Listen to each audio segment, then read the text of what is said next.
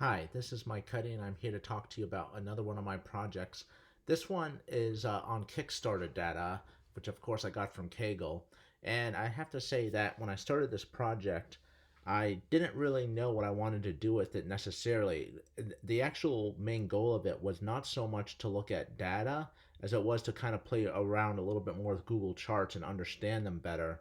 And because of this project, I basically was able to move into doing drill downs, which you saw in my previous project, the World War One letters. Actually, it was the project after this one. So yeah, and I decided I got so excited about that World War One letters project that I actually had code in this one. If we go in here in the Vue.js file, you see down here that I was planning to do more on this project, and I just commented it out, and I just kind of, I guess you could say, got bored of this project.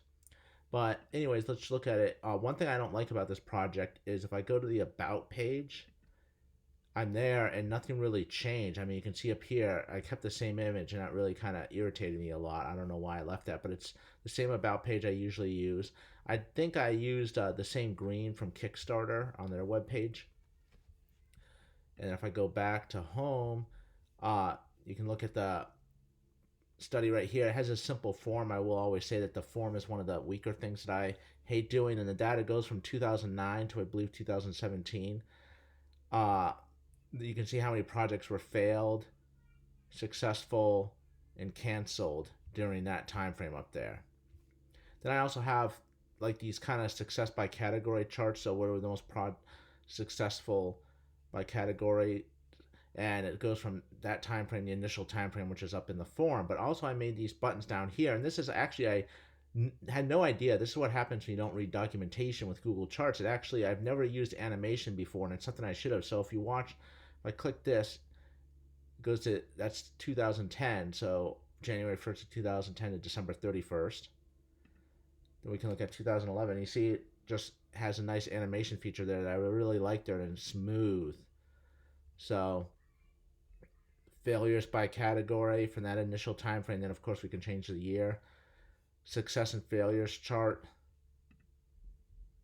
You can see by the year and everything.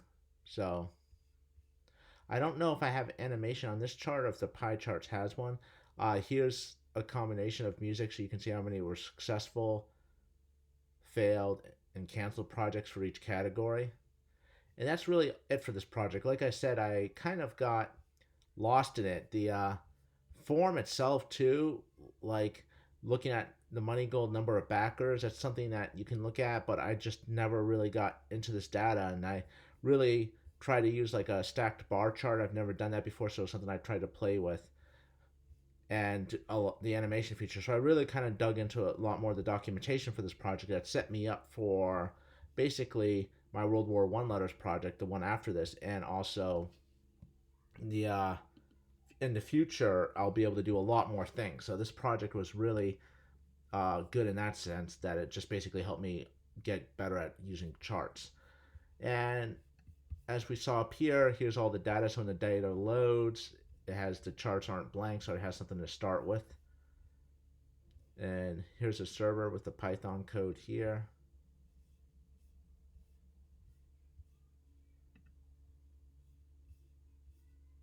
So yeah, that's all the commented out. Like I was going to do a scatter plot and I just decided not to. I was actually also planning to do a bubble chart.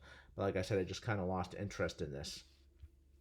So yeah, that's it for this project, and I hope you enjoy it.